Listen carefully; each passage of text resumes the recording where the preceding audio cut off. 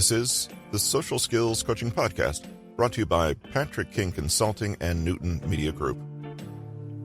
Today is February 16th, 2022. Regular podcast listeners will be aware of the topics of the availability heuristic, the gambler's fallacy, and post-purchase rationalization. These are all cognitive biases that we harbor in our brains. Most discussions on cognitive biases focus on the negative aspects of it, but there are certain circumstances where those biases are beneficial. So, for example, when you have too much information to absorb, when you need to act quickly, or when we're deciding what to remember for the future, you might find that eye patch of a specific cognitive bias can be beneficial. Let's hear more from Patrick King. Another way in which we should deviate from our initial instinct is our perception. Perception is similar to perspective in that they're both about the information you take in from an event or experience. But while perspective is about our experiences and they obstruct clear thinking, perception is about how what you see or hear is interpreted in a way that doesn't represent reality anymore. These are usually known as cognitive biases. Perspective has your own unique filter on it, while perception has your brain's shortcomings filter on it. Yet another way in which our brains and instincts fail us, you don't even know the half of it. Cognitive biases are ways in which the brain seeks the path of least resistance and energy preservation. It seeks to jump to conclusions and limit information in the interest of speed over accuracy. It takes what you see and hear, however brief, and assembles a complete story. You can imagine how this might lead to a lack of clarity in thought. If you wanted to take the quickest and easiest path to a destination, it necessarily means you're going to be missing a whole lot. It's as if the brain handicaps itself and covers one of its eyes so it can create a picture more quickly by having only half the visual field to process. And yet, they do have their useful bits. Occasionally, that eye patch is beneficial. There are three main instances where this is the case. When there's too much information to absorb. We live in a time when there's a deluge of facts, data, statistics, stories, accounts, basically too much information. The overload can be exhausting, and usually contains at least some bits of info that are of no use to us whatsoever. We can become overwhelmed and paralyzed. So it becomes necessary to filter out the information that's relevant and retain only the parts that we can use. This is where schemas and heuristics we discussed earlier come in as well. Cognitive bias can help reinforce that filter, and it does so in several ways. The brain tends to latch on to the most repeatedly or recently activated memories. It also tends to remember events or people that are strange or humorous, and notices more strongly when something is changed. Now, what do we do with that limited amount of notable information? The brain tries to find a story.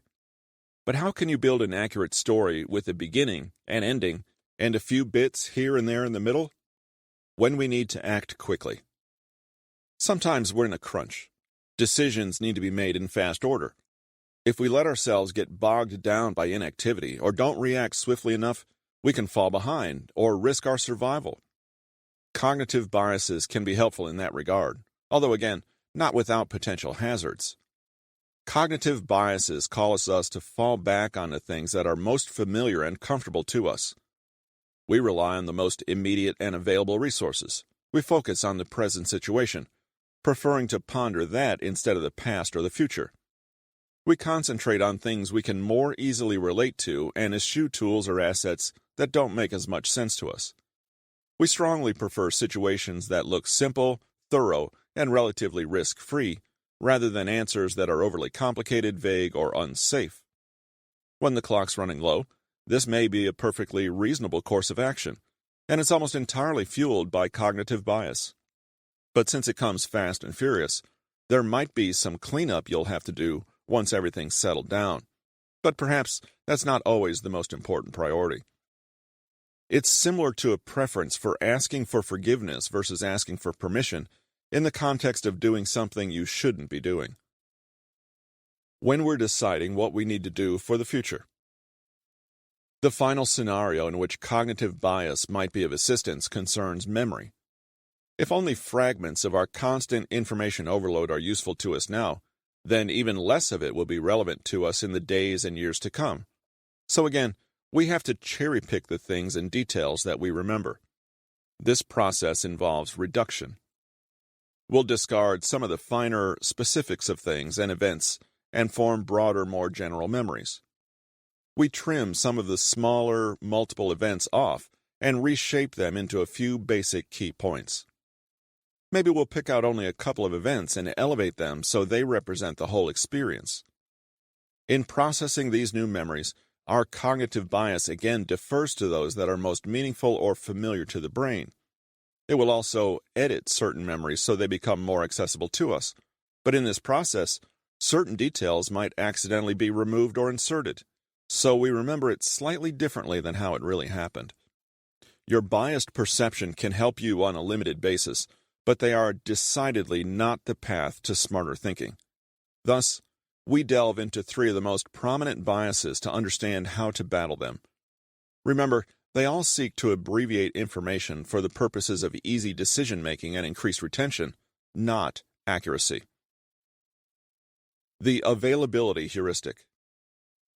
The brain tends to prefer information that's most readily available or comes to awareness rapidly.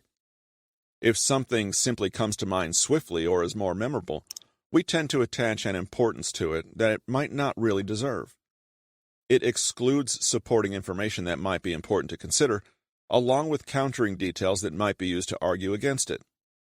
For example, you might see the topic tsunamis trending on Twitter. You follow a couple links to recent news reports that say tsunamis are expected to happen more often in the near future. The reports are compelling. You feel a little nervous. You become worried that you'll be a tsunami victim. You start thinking that you haven't prepared enough.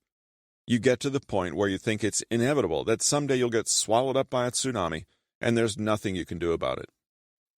In all this concern, you temporarily forget that you live in Kansas, a landlocked state in the middle of the United States where tsunamis never happen.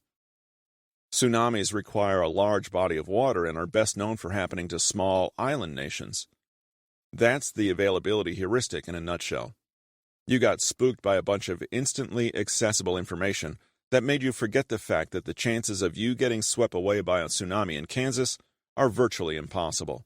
When you're asked about your fears, you answer tsunamis and ignore the rash of home burglaries that might be occurring, or that you're in danger of losing your job. Just because something is available or notable does not mean it is important or representative. Gambler's fallacy. This common cognitive bias magnifies the importance of past events in the prediction of future outcomes. The bias dictates that conditions and previous results point to the inevitability of something happening down the road, when in reality, each subsequent event is independent of the previous. This bias wants to create a cause and effect relationship where none exists. For example, just because a coin has flipped to the head side 100 times in a row doesn't mean that it's more likely for the next flip to be on the tails side.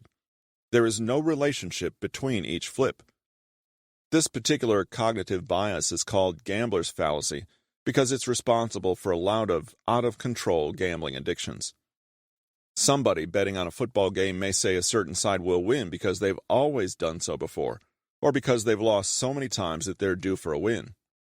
The Packers are due a win this week after all the tough losses, and they're going to get it against the Lions. Forget that this guy would be a terrible gambler if that's the information he used to lay a bet, but it illustrates the point. The past history of the Packers-Lion rivalry doesn't have anything to do with how well those teams have played in recent years. The losses of the Packers in recent weeks doesn't mean their turn for a win is coming. Just because something happened doesn't mean something else will happen. Postpurchase rationalization. This cognitive bias seeks to reduce regret, and it's based on a fairly common consumer behavior. Say you're shopping for home theater equipment.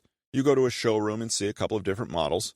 One's extremely expensive, features a lot of bells and whistles, and takes up a lot of space. The other's a bit cheaper and smaller, but, to the naked ear, doesn't seem to be much different in terms of quality.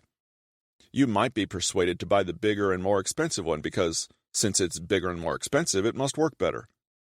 But it puts a serious dent in your bank account and is too big for your living room, and you might not even really be able to tell how well the sound's working. If you employed post-purchase rationalization, you'd convince yourself that you made the right decision, that it's what you wanted to do all along. You tell yourself that you can indeed hear the difference in sound, and you do indeed need 15 different plugs and ports. You might know deep down inside that you went overboard, but that knowledge makes you uneasy. Regret makes you feel stupid, and no one likes that. So you talk yourself into believing that you did the right thing and got exactly what you wanted. No more regret, just eating boxed mac and cheese for dinner for the next 2 months because you spent so much on the new speakers. This type of post-anything justifying behavior extends far beyond purchases. Remember clear thinking's biggest enemy, the ego? This is where it returns. We do this sometimes when we defend ourselves from others, but here, instead of trying to convince someone else, we're trying to convince ourselves. On behalf of Patrick King, this is Russell with Newton Media Group, and we thank you for allowing us to be with you today and for taking the time to listen to the podcast. If you'd like to check us out on other social media platforms, you can find us on YouTube and Facebook under Social Skills Coaching. Thanks again. Hope you have a great day, and we'll see you in a couple days.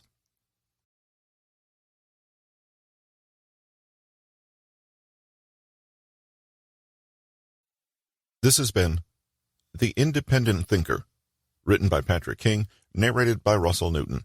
Copyright 2021 by Patrick King. Production copyright by Patrick King.